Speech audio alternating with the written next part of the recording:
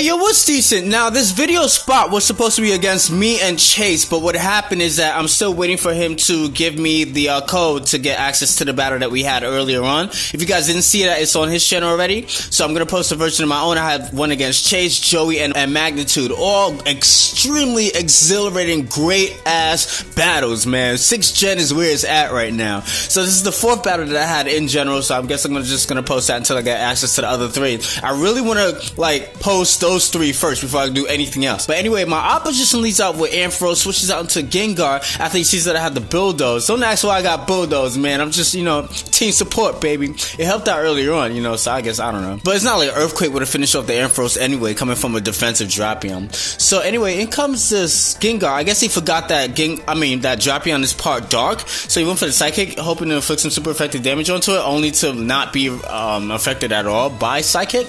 And then afterwards, he goes for the Thunderbolt, not able to finish up my Drapion, and after I set up the Toxic Spikes and be able to retaliate back after he inflicts the Thunderbolt on my Drapion and finish it off with the Night Slash. So anyway, in comes his Scissor, like you guys did see. I'm gonna go into my Staraptor just to intimidate it a little bit, hoping that he'll probably go for the Swords Dance. I'm thinking that he probably would. So what I'm gonna do, instead of going for Gyarados first and then going to Staraptor, I decided to go into Staraptor to give him the notion that I was just wanting to attack this clown right away. But I do Staraptor and then afterwards go into Gyarados for the double intimidate, make his attack go down to his original stat, and then afterwards go for the taunt, being that I thought that he was gonna go for Swords Dance here. I go for the Dragon Dance, not switching to my Mega Form yet, which is a good move because he actually goes for the U-turn. So if I switch into my Mega Form, Gyarados turns into a part dark, and that U-turn would have completely destroyed Gyarados right then and there. So anyway, now in comes back in his Ampharos. I know this thing has access to static, and lucky for me, Gyarados' Mega Evolution has Mode Breaker, so I won't be inflicted by any paralysis that the static ability may potentially inflict onto the Gyarados, which is great. So I have a +1 Waterfall, able to take out that Ampharos, and that's awesome. Critical hit didn't even matter right there.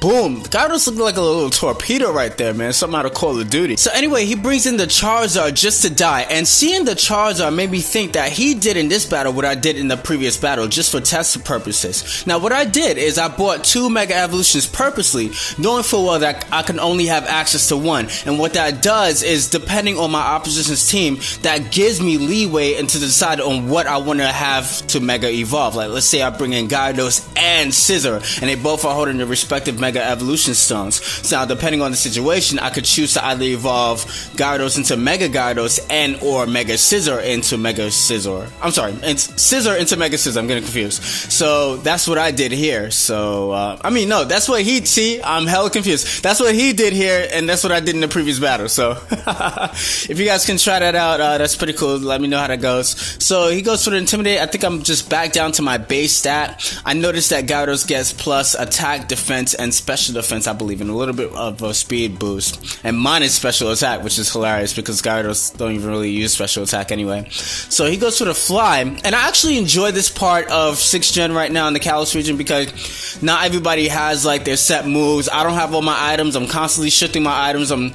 like, I don't have a set team. You know, I don't even have really too much of a strategy yet. I'm just like EV training things that I like. You notice that I have like Drapion, I have like Volivion, things like that. I just finished a Digger's Beam. You know, I'm training stuff that I like before I go and get down and dirty with the Politoed, Tyrannostar stuff, you know? So I'm not like, I'm not complaining, but I'm having fun here. So anyway, he goes for the Swords Dance as I change modes, go for the Sacred Sword, finish him off with the critical hit him where it hurts, man.